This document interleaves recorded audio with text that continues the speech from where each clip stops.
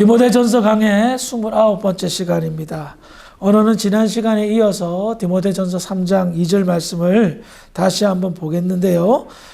감독의 자격에 관해서 오늘 3주째 우리 함께 말씀을 나누어 보도록 하겠습니다.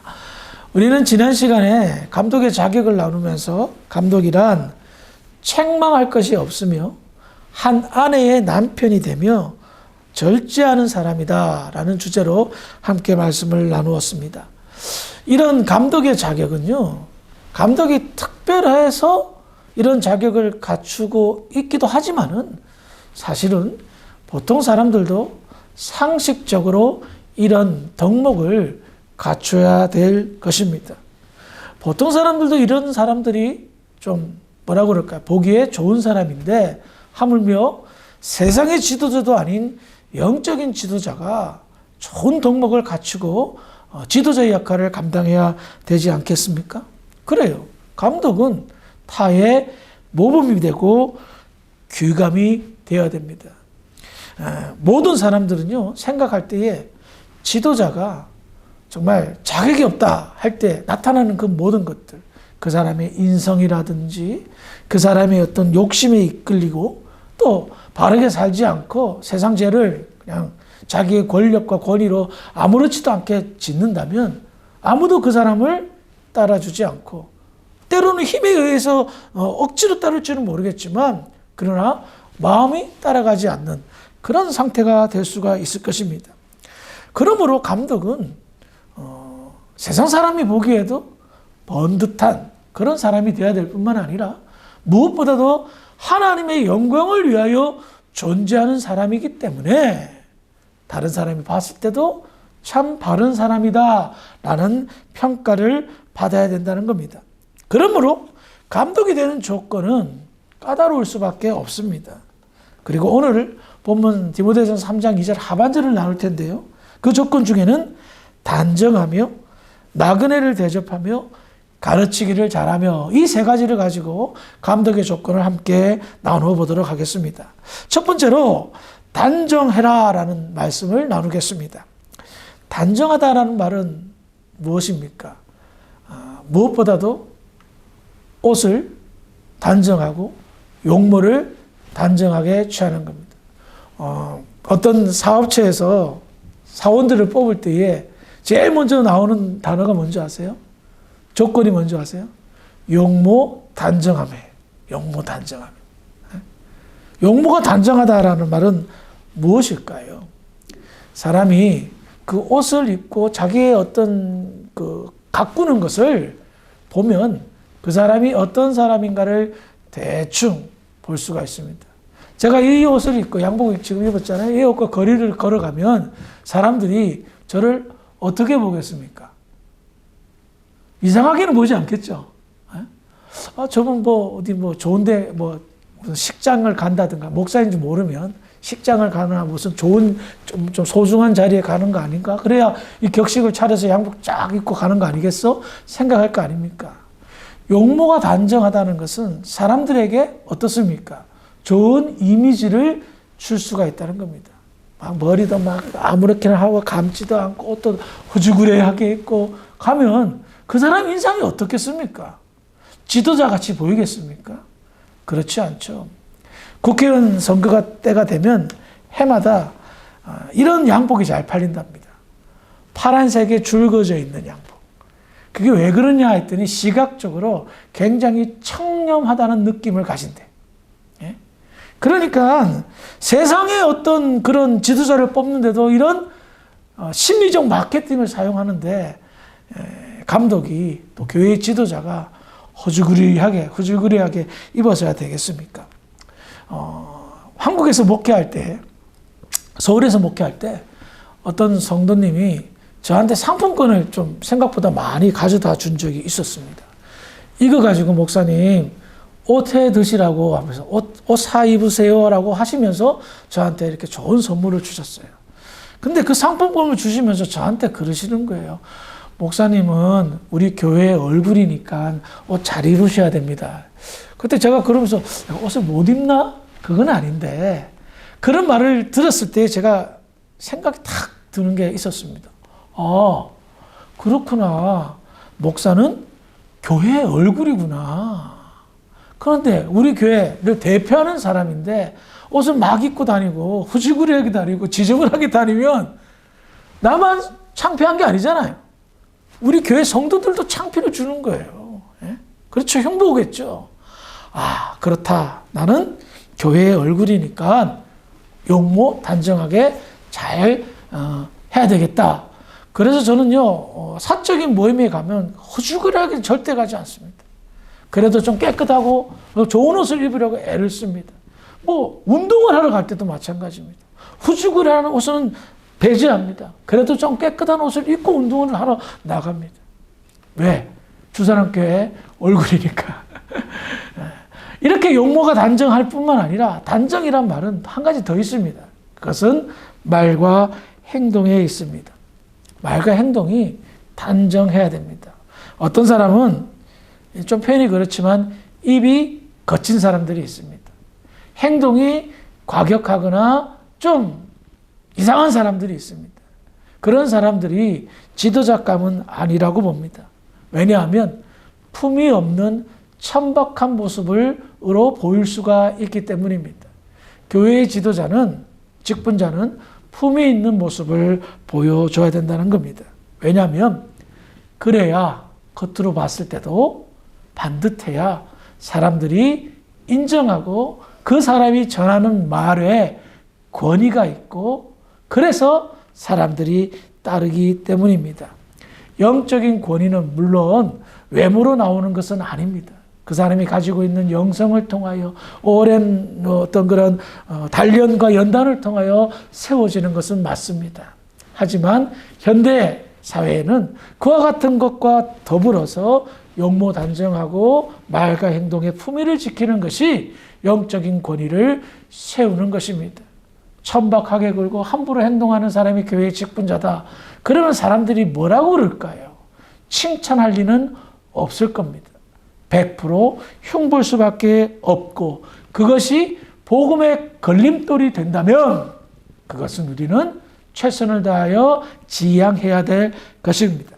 다시 본문으로 돌아와서요. 감독의 조건 중에 오늘 나눌 것 첫 번째는 이제 단정하고 두 번째는 나그네를 잘 대접하라라고 말하고 있습니다.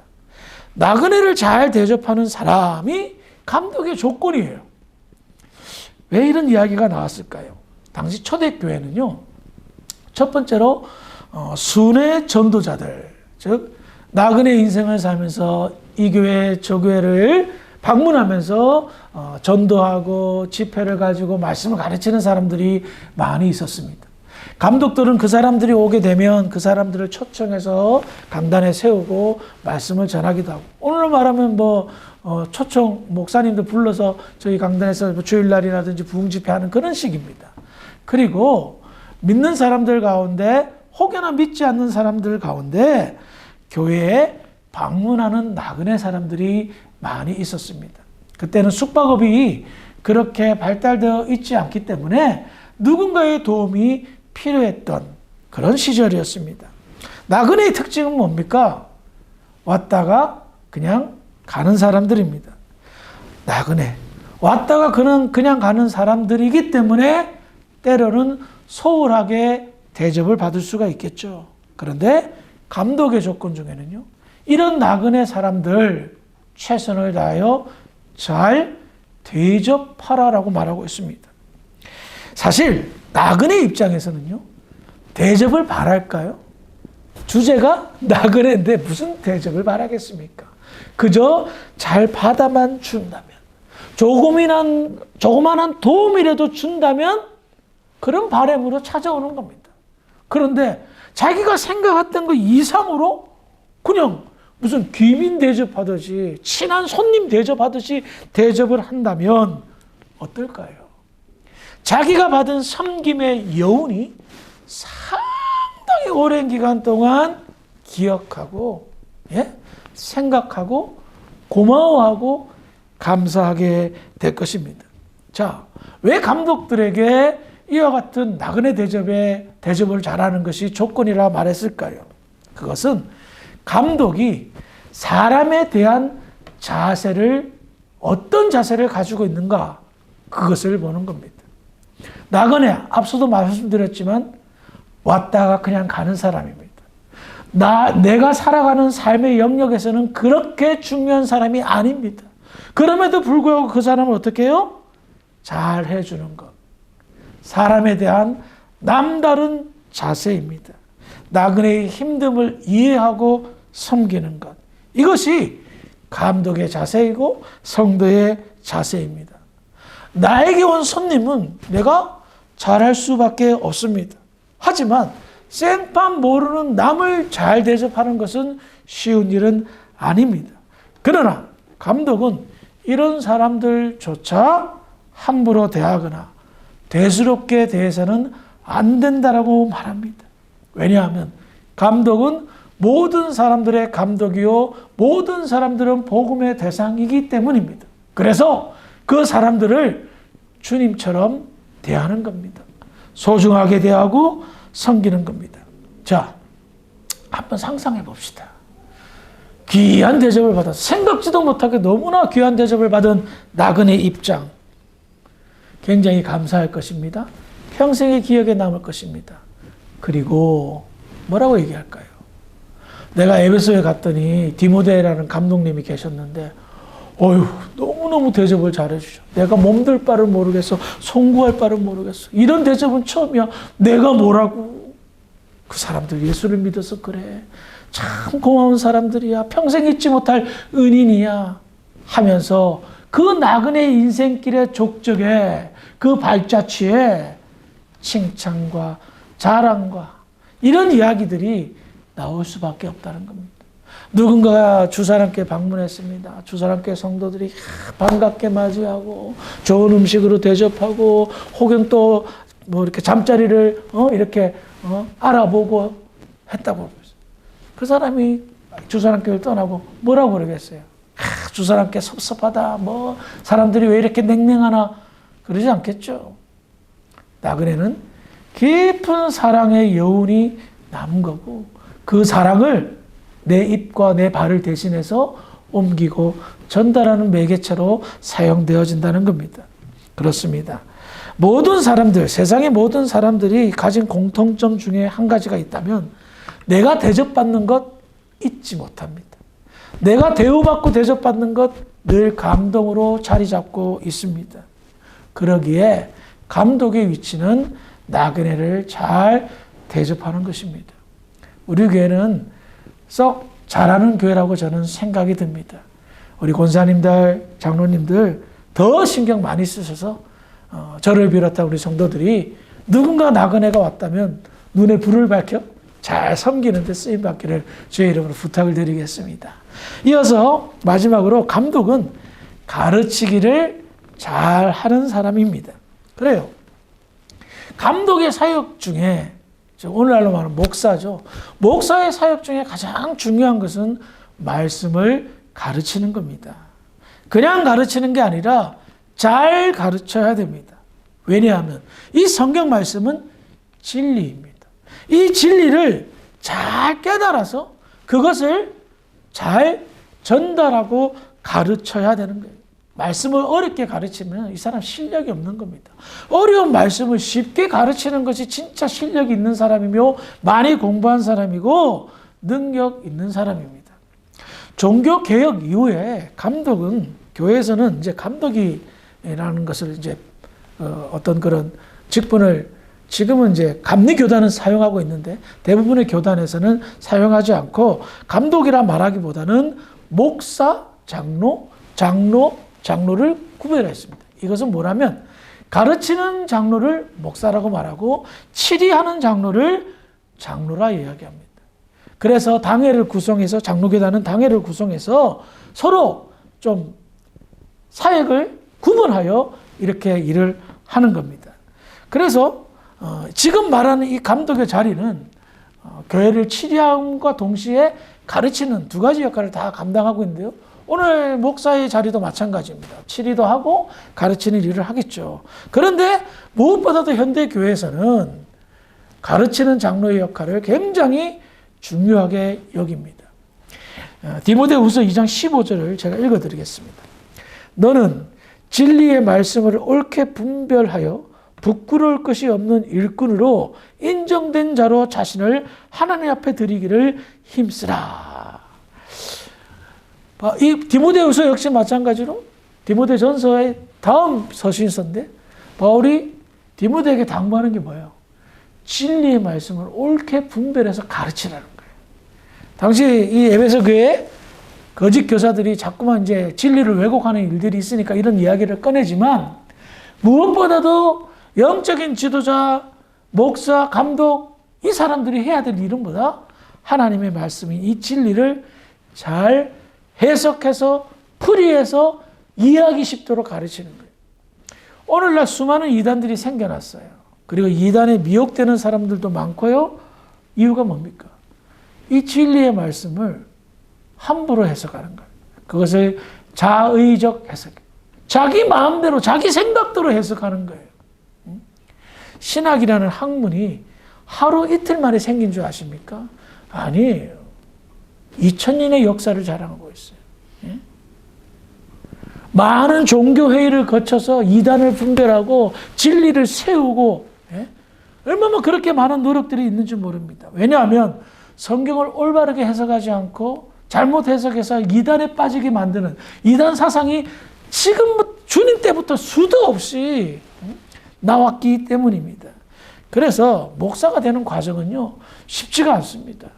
대학의 과정을 거쳐야 되고요. 대학원의 과정을 거쳐야 되는데 다른 대학원들은 일반 대학원들은 2년 공부하지만 신학대학원은 3년을 공부합니다. 그것뿐입니까? 전도사 고시를 봐야 되고 저희 장로교단은 장로교단이기 때문에 강도사 고시를 봐야 되고 그 다음에 목사 고시를 봐야 됩니다. 물론 그 고시가 이렇게 막 고시라고 해서 다 어려운 건 아니에요. 전도사 고시는 좀 그렇게 쉽고 강도사 고시는 굉장히 어렵고 하는 그런 과정들이 있는데 왜 이렇게 많이 공부를 할까요? 진리의 말씀을 옳게 분별하는 바른 신학을 정립하기 위함입니다. 그렇다면 신학교에서 7년을 저는 공부했습니다. 다 배웁니까? 아니요. 다 배우는 게 아니에요. 방법만 배우는 겁니다. 제대로 된 해석을 할 수 있도록 그 방법만 배우고 그 다음에 무슨 누구의 책임입니까? 저의 책임입니다. 부단히 연구하고 해석하고 공부해서 진리의 말씀을 가르치는 겁니다. 제가 이 말씀 딱 들고 그냥 갑자기 딱 서서 설교할까요? 그렇지 않습니다. 여러 가지 자료들을 취합해서 내가 지금 설교를 만들다가 혹여나 이 설교가 잘못되지는 않을까 하고 점검하고 그 다음에 다시 또 빼고 넣고 하는 과정을 반복해서 설교를 만드는 겁니다. 그런데 보십시다. 공부만 잘한다고 지식만 많다고 잘 가르칠까요? 그거 아니더라고요. 많이 배우고 많이 연구하고 공부해도요. 참 신비하죠. 성령의 감동과 성령의 교통이 없으면 말짱 도루묵이다. 여러분 안에 내주하고 계시는 성령께서 여러분들이 말씀에 대한 갈급함을 가지고 하나님의 말씀에 접근할 때에 성령이 조명시켜주고 성령이 이해시켜준다는 거예요. 전하는 저도 그렇고 듣는 여러분도 그렇단 말이에요. 이것을 강단에 설 때마다 경험하게 되면요. 하나님의 신비로움을 느끼게 됩니다. 그러면서 한 가지 경험합니다. 무엇을 경험할까요? 우리 하나님께서는 성령 하나님을 이용하시고 사용하실 정도로 우리 영혼들을, 우리 성도들을 사랑하고 계시는구나. 천하보다 귀한 영혼이라 표현하고 있지 않습니까? 성경은. 그렇기 때문에 진리의 말씀을 옳게 분별하고 잘 가르치도록 단련, 훈련하고 연구와 공부의 과정을 거쳐서 하나님의 말씀을 바르게 전해야 되는 책임이 감독, 즉 목사들에게 있다는 것입니다. 사랑하는 성도 여러분, 목사는 무엇보다도 말씀을 잘 가르쳐야 됩니다. 그리고 성도들이 그 말씀, 이 말씀 가르치기 위해서 지금 머리털 얼마나 많이 빠졌어요. 공부한다고. 잘 받아들였으면, 잘 배웠으면 써먹어야죠. 왜 그렇게 잘 까먹는지 모르겠어요. 써먹어야 되는데 안 써먹으면 내 거가 아니거든요. 근데 목회가 그래서 어려운 것 같아요. 목사의 가르침에 회의감이 들 때가 참 많고 말씀을 전하고 할 때마다 성령의 감동으로 은혜를 받지만 때로는 사탄이 공격할 때에 그래봐야 뭐 변화가 되냐 성도들이 따르냐 하는 그런 생각들을 주입할 때가 있어요. 회의감이 들 때가 있죠. 이유는 뭡니까? 진리의 말씀을 가르침을 받아도 본인이 삶 속에서 안 써먹는 거예요. 사용하지 않는 거예요. 그러니 어떻게 돼요? 맨날 그 자리고 그 자리에 있으면 가르치는 사람은 실망하고 낙심하고 내가 실력이 없어서 그런가 하면서 자책하고 뭐 이런 회의감에 빠진다는 겁니다. 생명의 말씀을 듣는다는 것, 진리의 말씀을 듣는다는 것, 여러분 다르게 생각해 보면 엄청난 축복입니다. 누가 이 시간에 이 말씀을 듣겠습니까? 세상 사람들은 듣지 않는데 나는 이 말씀을 경청하고 듣는다는 겁니다. 이런 기회를 하나님께서 주셨으니 잘 사용하시기를 주의 이름으로 부탁을 드리겠습니다. 자, 이상으로 단정하며 나그네를 대접하며 가르치기를 잘하며 라는 감독의 조건 3가지를 함께 나누어 보았습니다. 이와 같은 조건들 까다로운 것처럼 보입니다. 그런데 거꾸로 생각해 보면 하나도 까다롭지가 않다라는 생각을 가져봅니다. 왜냐하면 내가 조금만 욕심을 내려놓고 절제하고 인내하고 나를 사랑하는 것보다 이웃을 사랑하고 하나님을 사랑하면 그래서 하나님이 내게 주신 그 사명을 내가 붙들면 하나도 어렵지가 않은 거예요. 인간적인 생각에 사로잡힐 때에 힘들다, 어렵다 라고 말하는 겁니다. 교회의 직분자로 세워지는 것 그냥 주사위 돌려서 된 것 아닙니다. 하나님의 오랜 경륜과 하나님의 은혜로 직분자로 세움을 받았습니다. 그 세움에 아름다운 빛을 내는 복된 저와 여러분들이 되기를 주의 이름으로 축원합니다. 기도하시겠습니다. 하나님 은혜를 감사합니다. 감독의 조건에 관해서 함께 나누었습니다. 얼마나 영광된 자리라는 것을 다시 한번 깨닫습니다. 부족한 종을 하나님 더 붙들어 주셔서 목사의 직분을 잘 감당할 수 있도록 인도하시고 우리 주사랑교회 직분자들, 장로님들, 권사님들 하나님 붙들어 주셔서 이들이 이 직분을 잘 감당해서 하나님께 영광 돌리고 아름다운 교회를 세워나가는데 쓰임받을 수 있도록 축복하여 주시옵소서.